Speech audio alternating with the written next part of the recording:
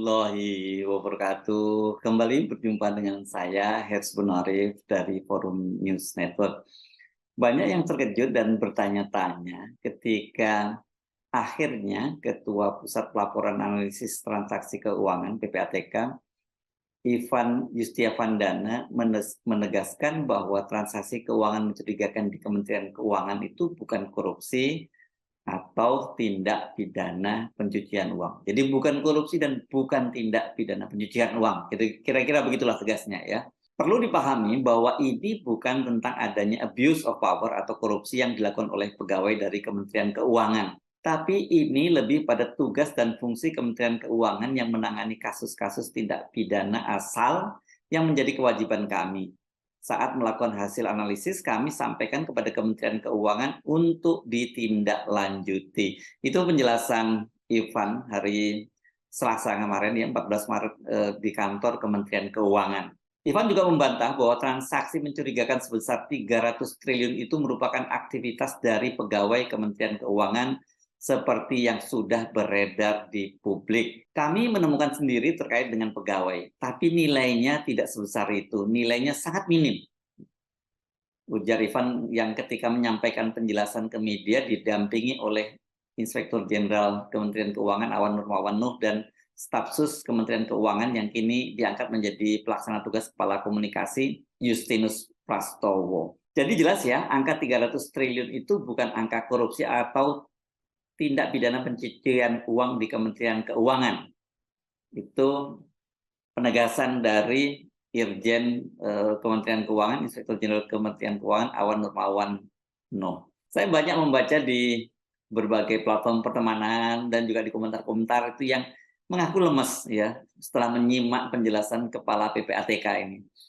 Tapi banyak juga yang nggak lemes, tapi marah dan uring-uringan. Kalau memang bukan korupsi dan tindak pidana pencucian uang, ngapain pula sampai ribut-ribut? Semula ini banyak sekali yang mensupport Kepala PPATK, Pak Ivan Yustiavandana ini dan Menko Polhukam Mahfud MD karena mereka ini dinilai berani membongkar borok di Kementerian Keuangan. Jangan lupa ya, Kementerian Keuangan ini dipimpin oleh Sri Mulyani, ini salah satu orang kuat di Republik ini ya. Harapan publik dan kepercayaan publik itu terhadap Pak Mahfud MD dan juga Ketua PPATK ini saya kira tidak berlebihan. Kan sebab ketika kasus ini muncul, Kementerian Keuangan itu sedang dilanda berbagai skandal dan krisis kepercayaan publik terhadap lembaga yang dipimpin oleh kementerian yang dipimpin oleh Sri Mulyani jatuh pada titik paling nadir ya. Kan ada mulai dari kasus pegawai pajak Rafael Alun sampai 2 orang kepala bea cukai, yakni Kepala Bea Cukai Yogyakarta Eko Darmanto dan Kepala Bea Cukai Makassar Andi Pramono. Ketiganya ini berkaitan dengan gaya hidup mewah dan juga dugaan korupsi dan TPPU. Kemudian juga ada kasus ini banyak sekali petinggi dari Kementerian Keuangan itu yang punya jabatan double dan gaji double karena mereka merangkap di kementerian komisaris sejumlah BUMN dan lembaga-lembaga lain.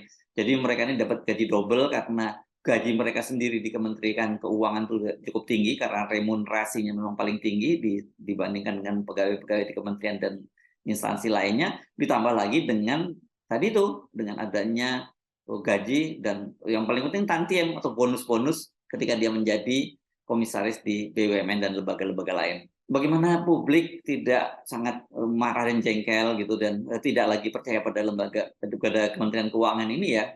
Bayangkan untuk Rafael Alun saja gitu ya. Selain miliaran harta bendanya dan simpanan uangnya itu kan PPATK menyebut transaksi mencurigakan itu mencapai 500 miliar dan disamarkan dalam 40 rekening pihak-pihak yang terkait dengan dia. Yang terbesar transaksinya itu adalah istri Rafael Alun sendiri, yakni Erni Mike Torodek gitu ya. Sementara untuk Andi Pramono masih mengutip Ketua PPATK Ivan Yustiavandana, angkanya itu kira-kira ya 11-12 dengan Rafael Alun karena disebutkan bahwa transaksi mencurigakan yang melibatkan Andi Pramono itu angkanya tuh saling salib dengan Rafael. Itu dia waktu itu Ivan menggambarkannya seperti bus antar kota antar provinsi atau bus akap. Jadi artinya kira-kira transaksi keuangan Andi Pramono itu, Kepala Bea Cukai Makassar ini kurang lebih sama, bahkan mungkin lebih besar dari Rafael Alun, yakni sebesar 500 miliar. Jadi untuk dua orang itu saja ya, untuk Rafael Alun dan Andi Pramono itu transaksi yang mencurigakan itu bisa tembus 1 triliun. Nah, kalau seperti yang disebutkan oleh Pak Mahfud, jumlahnya yang terlibat itu ada 460 orang, angka 400 triliun itu ya angka 300 triliun itu ya cukup masuk akal. Saya sendiri kemarin sempat membuat konten dengan judul PPATK layani tantangan Menteri Keuangan. Data 300 triliun sudah dikirim lengkap. Jangan ngeles lagi ya. Masih mau ngeles lagi. Ini kenapa saya membuat konten semacam itu? Karena pada hari Senin kemarin, tanggal 13 Maret, itu Pak Ivan menyampaikan kepada wartawan bahwa dia telah menyampaikan kembali rekapitulasi data informasi hasil analisis atau IHA, hasil analisis HA dan hasil pemeriksaan kepada Menteri Keuangan, termasuk rangkaian penanganan kasus yang berindikasikan tindak pidana pencucian uang. Ini perlu dicatat ya, tindak pidana pencucian uang. Rekapitulasi yang kami sampaikan kepada Kementerian Keuangan pada hari ini adalah merupakan daftar seluruh dokumen informasi hasil analisis beserta nilai nominal yang terindikasi terkait dengan TPPU sebagaimana tertuang dalam data individual masing-masing yang telah kami sampaikan kurun waktu 2009-2023. Itu disampaikan Ivan Yustiavandana dalam keterangan tertulisnya. Masih menurut Ivan, hasil analisis adalah penilaian akhir dari analisis yang dilakukan secara independen, objektif, dan profesional untuk ditindaklanjuti dengan pemeriksaan atau disampaikan kepada penyidik atau kementerian lembaga pihak-pihak lain yang berwenang. Pernyataan Ivan ini tampaknya merespon dari statement Menteri Keuangan Sri Mulyani yang tetap kekeh mengaku tidak pernah mendapat data berupa angka 300 triliun yang sebelumnya disebutkan oleh Menko Polhukam Mahfud MD. Itu disampaikan Sri Mulyani dalam jumpa persnya bersama dengan Pak Mahfud MD pada hari Sabtu. Dengan menyatakan mengirim kembali data, berarti Ivan itu juga tetap pada penjelasan sebelumnya bahwa dia telah mengirim data kepada Kementerian Keuangan. Nah, kalau sekarang hanya selang sehari, Ivan kemudian menyatakan tidak ada kaitannya dengan korupsi dan tindak pidana pencucian uang di Kementerian Keuangan, apa maksudnya? Apalagi dia menyatakan bahwa temuan-temuan berkaitan dengan ASN di Kementerian Keuangan itu angkanya sangat kecil. Bagaimana dalam kasus Rafael Alun dan Andi Pramono misalnya kok kecil ya? Soal korupsi sih Ivan ini tampaknya benar ya dalam hal statement, tapi saya kira ya karena Pak Mahfud MD ini kan sebelumnya juga menyebut ini bukan soal korupsi tapi soal pencucian uang. Ketua PPATK Ivan Yustiavandana dalam penjelasannya hari Senin kemarin itu juga menyebut soal tindak pidana pencucian uang. Lah kok sekarang dia menyebut bukan korupsi dan juga bukan tindak pidana pencucian uang. Kita jadi bertanya-tanya apakah dia ditekan, apakah dia masuk angin gitu ya. Supaya adil dan tidak membingungkan, saya coba itu buat urut-urutannya secara kronologis berdasarkan tanggal peristiwanya. Kasus ini pertama kali diungkapkan oleh Menko Polhukam Mahfud MD pada hari Rabu 8 Maret 2023 selesai menjadi pembicara di kampus UGM Yogyakarta. Ini sepekan lalu ya, jadi pas hari Rabu, sekarang ketemu hari Rabu lagi. Saya sudah dapat laporan yang tadi pagi terbaru dan malah ada pergerakan mencurigakan sebesar 300 triliun di lingkungan Kementerian Keuangan. Sebagian besar di Direktorat Jenderal Pajak dan Direktorat Jenderal Bea Cukai. Itu yang hari ini. Mahfud MD menyampaikan semua data yang dia sampaikan bisa dipertanggungjawabkan. Jadi jelas ya, Pak Mahfud MD menyebut secara spesifik di Kementerian Keuangan dan yang terbesar di Direktorat Jenderal Pajak dan Direktorat Jenderal Bea Cukai. Penjelasan yang lebih detail itu kemudian disampaikan kembali oleh Pak Mahfud MD. Itu kalau tadi sebelumnya pada pagi harinya Pak Mahfud MD itu menjadi pembicara di Universitas Gadjah Mada di Yogyakarta, pada siang harinya Pak Mahfud MD kembali tampil di kampus Universitas Islam Indonesia atau UII Yogyakarta pada hari yang sama itu, pada hari Rabu kemarin. Kita melibatkan 460 orang lebih ke kementerian itu, yang akumulasi terhadap transaksi yang mencurigakan itu bergerak di sekitar 300 triliun. Tapi sejak tahun 2009 karena laporan tidak diupdate, tidak diberi informasi respon. Kadangkala respon itu muncul sesudah menjadi kasus, kayak yang Rafael itu jadi kasus selalu dibuka, loh ini sudah dilaporkan dulu kok di demand gitu. Baru sekarang bisa. Dulu angin Prayitno sama, nggak ada yang tahu sampai ratusan miliar. Diungkap oleh KPK baru dibuka. Sehari berserang, tanggal 9 Maret 2023, Menteri Keuangan Sri Mulyani merespon pernyataan Mahfud MD dan dia mempertanyakan angkanya dari mana. Iya, saya tadi juga berkomunikasi dengan Pak Mahfud MD dan Pak Ivan dari PPATK. Pertama, surat itu baru saya terima tadi pagi. Mengenai 300 triliun itu terus terang saya tidak lihat di dalam surat itu. Nggak ada angka-angkanya.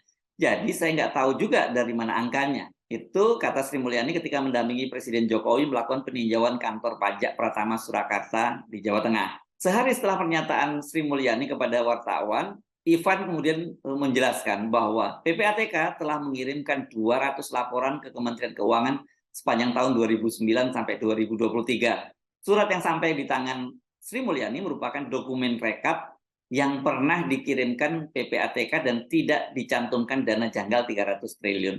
Artinya memang ini mengirimkannya itu tidak dalam satu berkas ya, karena 200 laporan tadi itu dalam rentang waktu 2009 sampai 2023, tapi yang kemarin surat terakhir itu rupanya rekap yang dikirimkan oleh PPATK. Nilai detail mengenai mutasi rekening serta dana yang terkait tindak pidana ada pada dokumen individualnya, itu kata Ivan.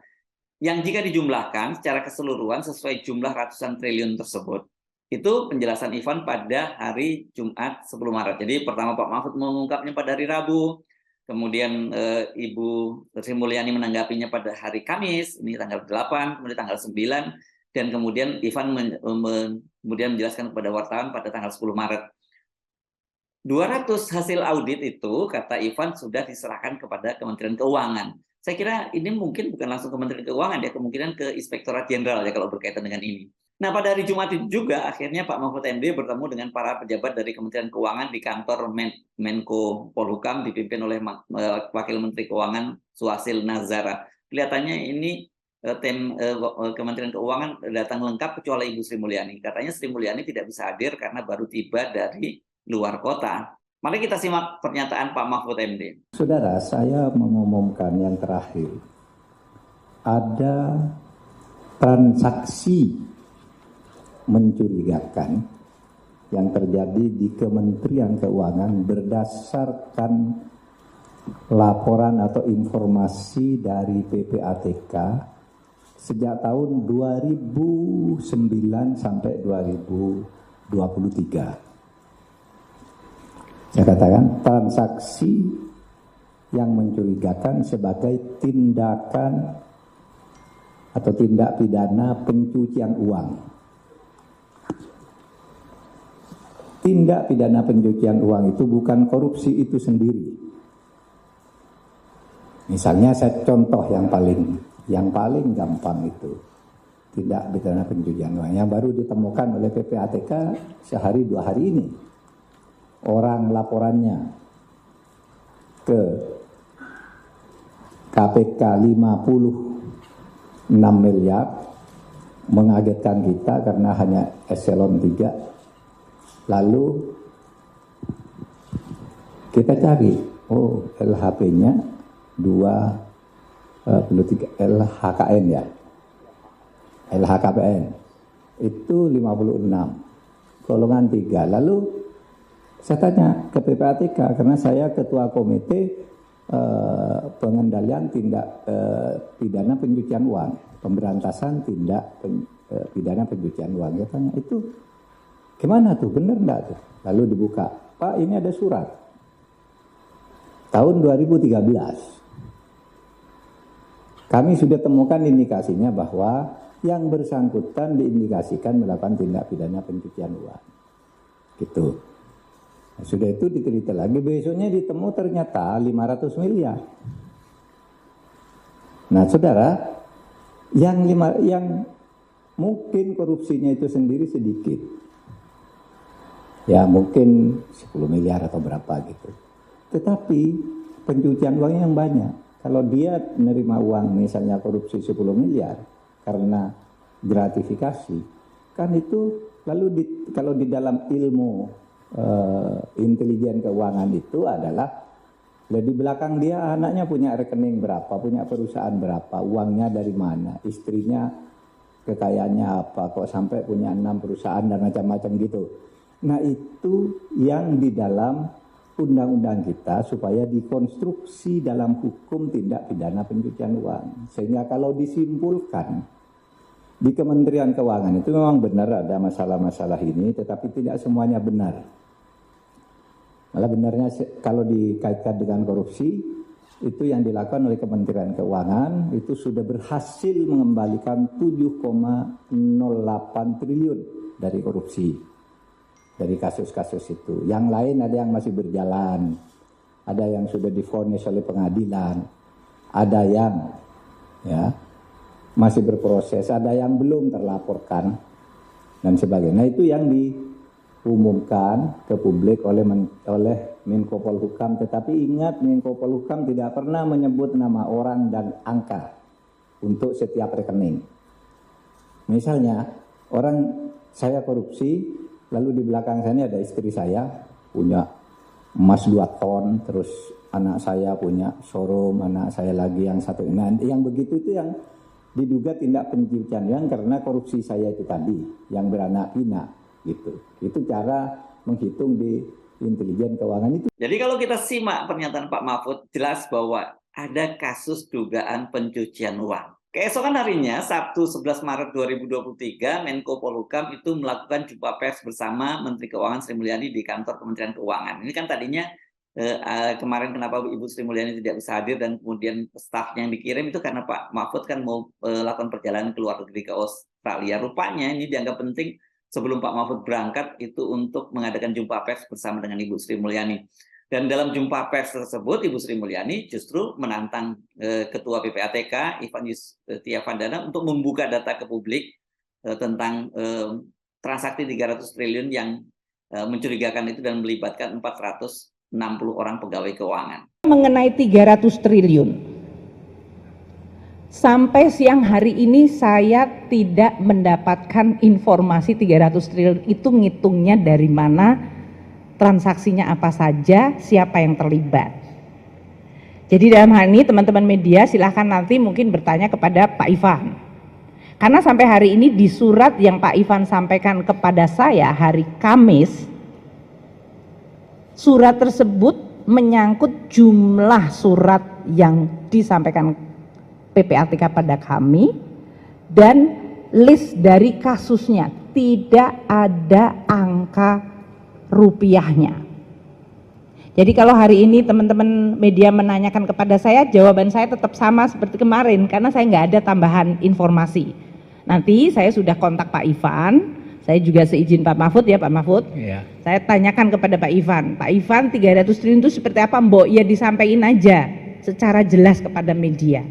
Siapa-siapa yang terlibat, pohon transaksinya seperti apa, dan apakah informasi itu bisa di-share ke publik, apakah informasi itu menjadi bukti hukum, monggo, makin detail makin bagus.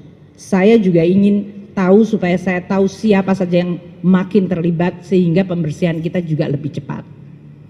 Jadi informasi 300 triliun sampai siang hari ini saya tidak bisa menjelaskan karena saya belum melihat angkanya, datanya, sumbernya, transaksi apa saja yang dihitung, siapa yang terlibat.